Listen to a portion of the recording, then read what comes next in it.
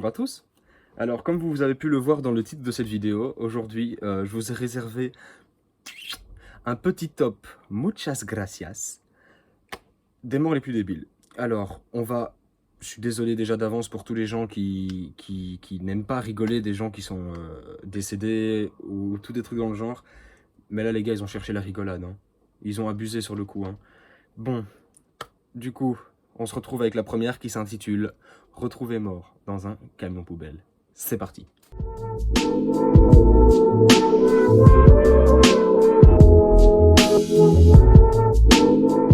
Bon, la première, elle est vachement bien. Enfin, vachement bien.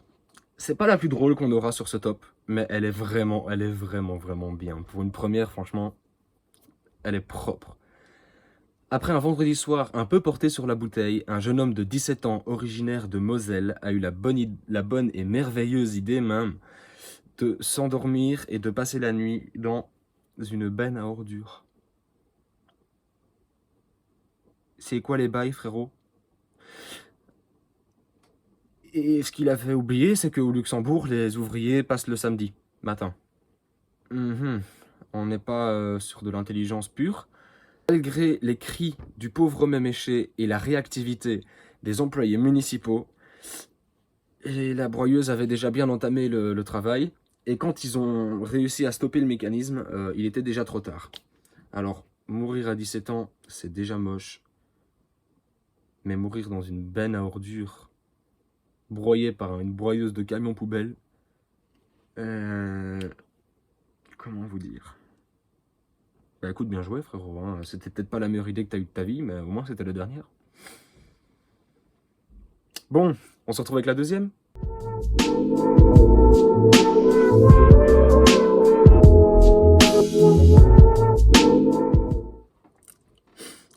Alors, la deuxième, le titre m'a tué, clairement, il m'a fumé. Mais bon, c'est un classique. Le titre, c'est « Tué par une vitre pas très solide ». Alors, pour tous ceux qui ont déjà regardé des vidéos sur les morts débiles et des trucs dans le genre, vous la connaissez d'office. Un notaire de 39 ans nommé Gary Hoy est tombé du 24e étage de l'immeuble Bank Tower à Toronto en démontrant la solidité des vitres à des étudiants. Son coup d'épaule brisa la vitre et il passa à travers. À quel moment dans ta vie tu t'es dit « j'ai des étudiants, je vais faire le beau, je vais faire le magnifique même » et tu te dis « je vais foncer à travers une vitre ». Non Gary, il ne fallait pas foncer à travers cette putain de vitre. Parce que maintenant, en fait oui, il est devenu aussi plat que la vitre, hein, pour le coup. Bon, c'est parti pour le troisième.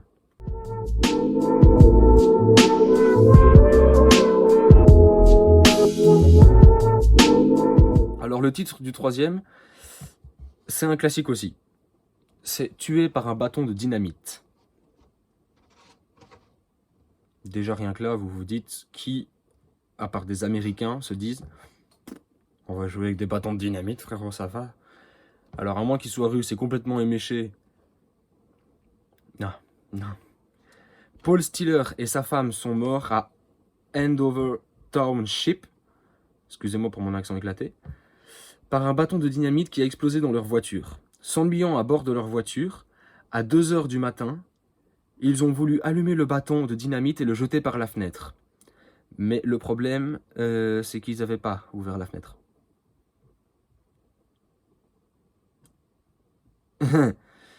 À quel moment, pété mort, à 2 h du matin, tu te dis « chérie, viens, on prend le bâton de dynamite là, on le prend et on le jette par la fenêtre. » Et surtout, à quel moment sa femme, qui devait sûrement être bien éméchée aussi, s'est dit « bah ouais, bonne idée ça, c'est génial, j'adore, on va le faire. » Quand t'es bourré, déjà tu joues pas avec de la dynamite, déjà même quand t'es pas bourré, tu joues pas avec de la dynamite, c'est déjà un point de base. Mais en plus, tu te dis pas je vais le jeter par la fenêtre. Ou alors pense dans ta tête à ouvrir la fenêtre. Eh mais les gens sont cons, hein. On passe à la quatrième.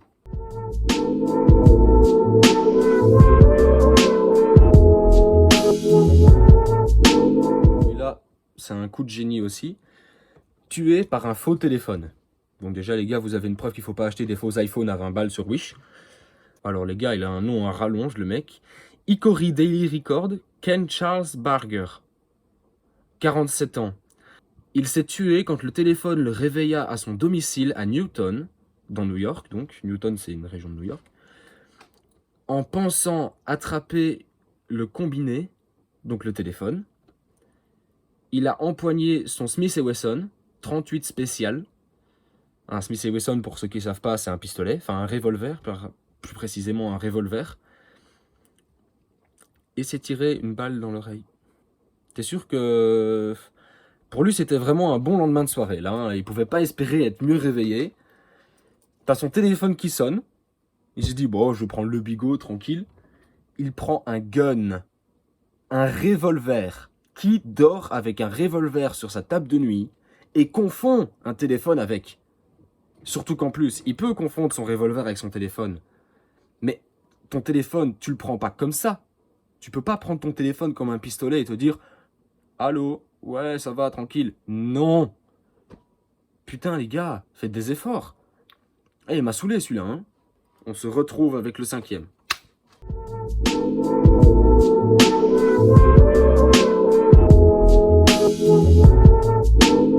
Le 5e s'intitule « Tué par maladresse ». À Détroit, un homme de 41 ans est mort noyé dans 50 cm d'eau après avoir passé la tête dans une bouche d'égout et s'être bloqué en cherchant ses clés de voiture. Pardon ? Pardon ? Pardon ? Pardon ? Le mec s'est dit « J'ai fait tomber mes clés de voiture dans une bouche d'égout. Elle est remplie d'eau.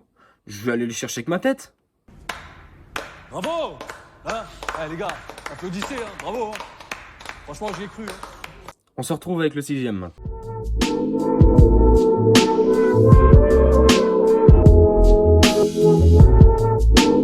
Tué par le sport. Un nom qui passe, mais comme une lettre à la poste. Il passe comme dans du beurre. Ça rentre, ça ne ressort pas. Tu as compris le titre.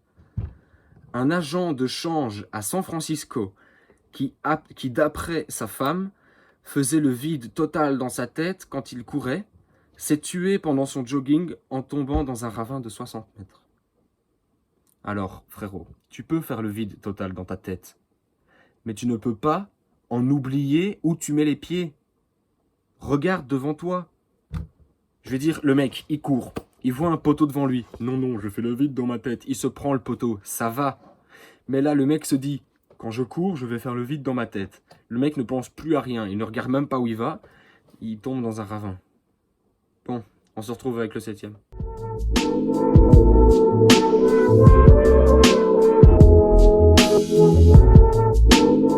Alors, le 7e, les gars, le titre m'a titillé. Je ne l'ai pas encore lu, je ne me le suis pas spoilé, bien évidemment.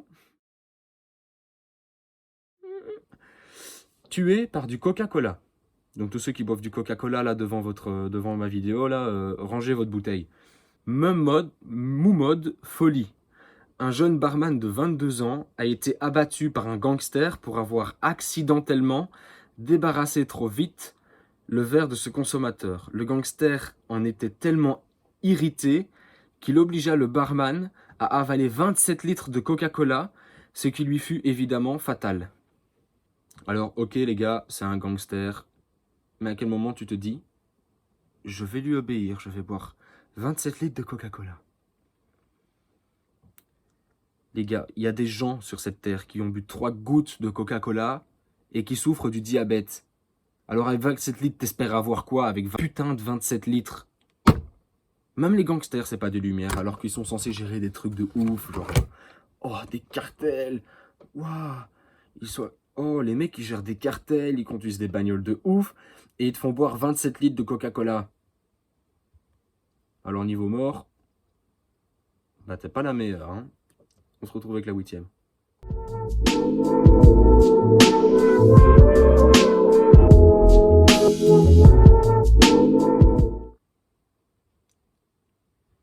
Alors celle-là, je la connais déjà, parce que juste du titre, je sais laquelle c'est.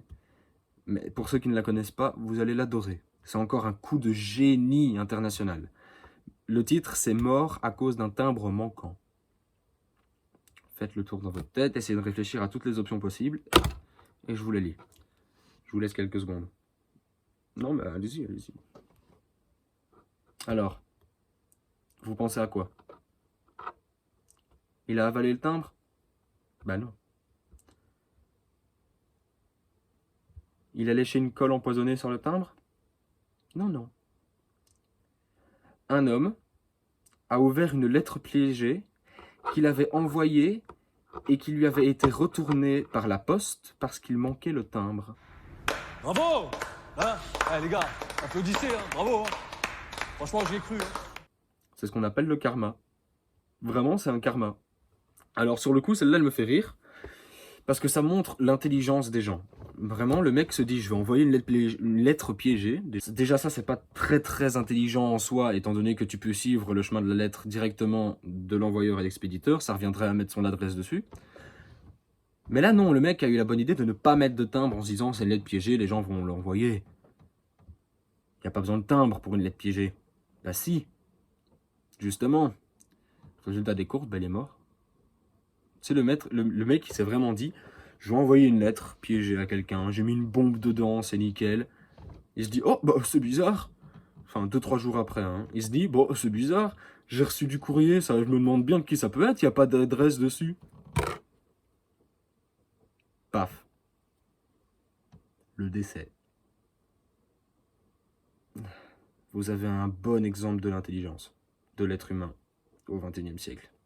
Bon, on se retrouve avec la 9e.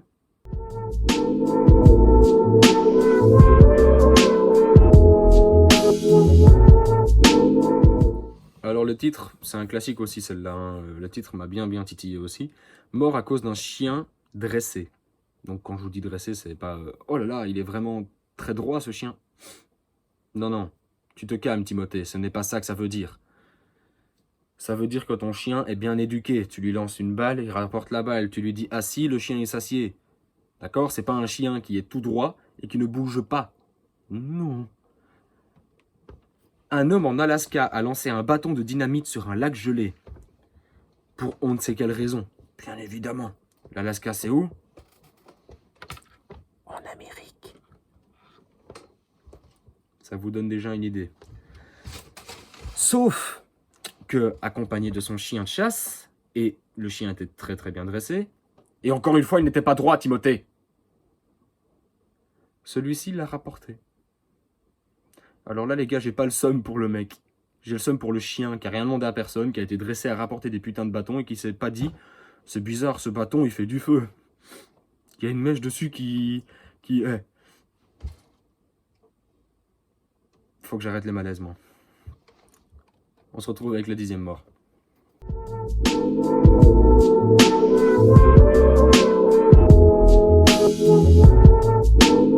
Mort à cause d'une canne à pêche originale. Celui-là, à mon avis, je vais bien rire. Un braconnier qui pêchait en électrocutant les poissons à l'aide d'un câble en Pologne. Ah bah, la Pologne, c'est près de la Russie, donc les idées folles sont pas mal aussi là-bas. Subit le même sort que sa proie quand il tomba dans l'eau. Il ne faut pas boire de vodka avant d'électrocuter des poissons.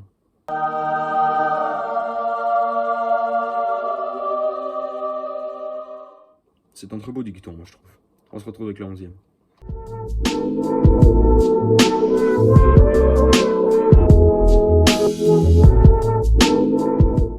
Les gars, le titre de la 11e, ça va peut-être déjà en faire rire quelques-uns s'ils ont un humour de merde. C'est mort à cause d'une grosse saucisse. Tu sais, il s'est fait bifler trop fort par la saucisse et tout. Ouais.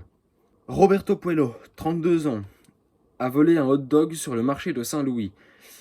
Le SAMU n'a pas pu le réanimer après avoir retiré de sa gorge la saucisse de 15 cm qu'il l'a étouffé. 15 putains de centimètres, une saucisse. On passe à la 12e.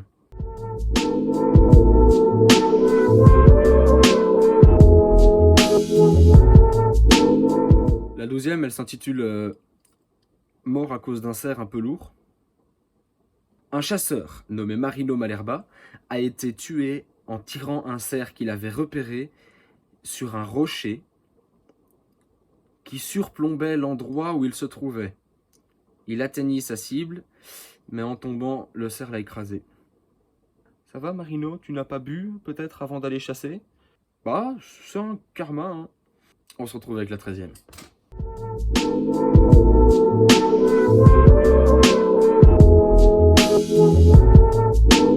Alors les gars, pour la 13e, on est encore une fois sur un coup de génie. Mort à cause d'un soutien-gorge tueur. Monsieur A. Philipsburg, un jeune homme s'est étouffé mortellement en avalant le soutien-gorge pailleté d'une stripteaseuse qui lui avait retiré avec les dents. Je crois que j'ai mal compris. Le mec a avalé un soutien-gorge. Alors, tu peux aller dans un bar à striptease si tu te fais chier dans ta vie et que tu as envie de faire ça. Il n'y a pas de souci. C'est totalement légal jusqu'à preuve du contraire. Mais n'avale pas un soutien-gorge, connard! Tu t'attendais à quoi? C'est vraiment bon le tissu. Non! Putain, m'a saoulé aussi celui-là, 14e.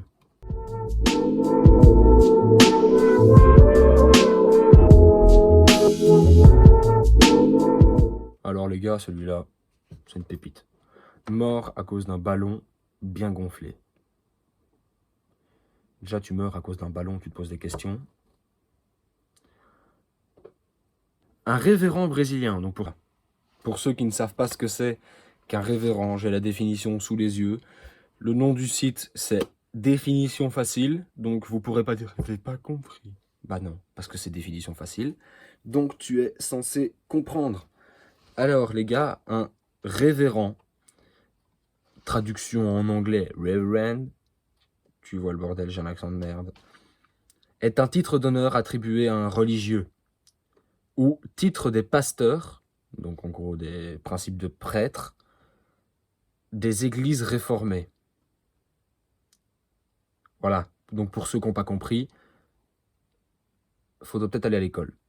Hein, voilà. Du coup, on retourne à notre petite mort. Donc, on retourne au début. Un révérend brésilien a essayé de battre le record du plus long vol accroché à des ballons de baudruche. Soit 19 heures. À quel moment tu te dis, je vais passer 19 heures accroché à des ballons de baudruche dans le ciel? Chacun ses problèmes dans la vie, chacun ses délires. Harnaché à plus de 1000 ballons, gonflé à l'hélium, il s'est élancé, s'est perdu, s'est fait emporter par le vent et fut retrouvé mort sur la côte brésilienne 3 mois après le décollage. Alors déjà qu'il n'a pas eu sa meilleure idée, si en plus il est crevé, c'était quand même une idée vachement conne de sa part. On se retrouve avec la 15e.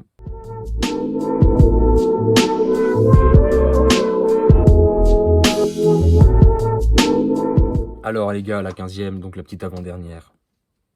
Oh, je sais que vous êtes pas bien là, vous êtes dit « Oh non, c'est la fin de la vidéo ». Bah c'est bien, comme ça vous verrez plus ma gueule, vous serez content. Quoique si vous êtes venu sur la vidéo, c'est que vous aimez quand même bien un petit peu ce que je fais. Hein. Mort à cause d'une vache au gros os.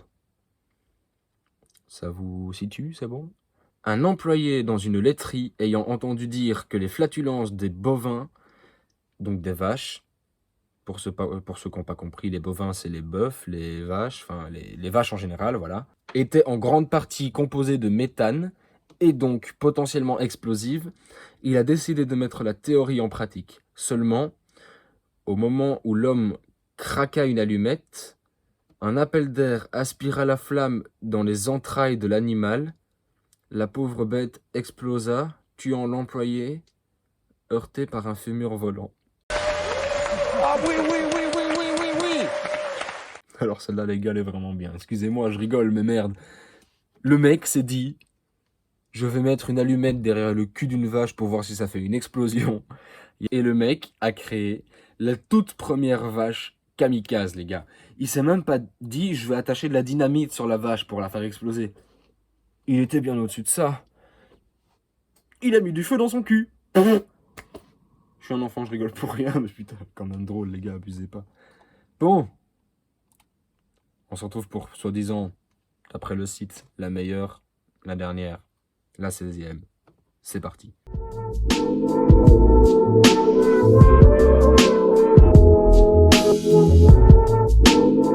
Mort à cause d'un ménage abusif. Donc tous ceux qui adorent faire le ménage et qui le font dès qu'ils peuvent, calmez-vous, ça pourrait peut-être vous arriver. En Ohio, un département des États-Unis pour ceux qui ne savent pas, en essayant de nettoyer des toiles d'araignée dans sa cave, Martin Eskin refusa d'utiliser le balai et préféra allumer une torche pour brûler les toiles, causant un incendie qui a ravagé les premiers et les deuxièmes étages de sa maison. Moi j'ai envie de dire bien joué les gars, hein. Franchement, c'était propre. Bon, les gars, on va fermer l'ordinateur parce qu'elle reflète dans mes lunettes, c'est horrible. Les gars, c'est tout pour aujourd'hui. J'espère que la vidéo vous aura plu. N'hésitez pas à me mettre en commentaire. Maintenant, logiquement, les commentaires devraient être ouverts. N'hésitez pas à me mettre en commentaire ou à me DM sur mon Instagram, sur mon Snapchat. Pas sur Twitter, encore une fois, parce que je suis pas très actif sur Twitter. Des projets de vidéos qui vous feraient plaisir de ma part ou quelque chose que vous aimeriez me voir faire au niveau des concepts de vidéos. Je vous dis à la semaine prochaine. Ciao.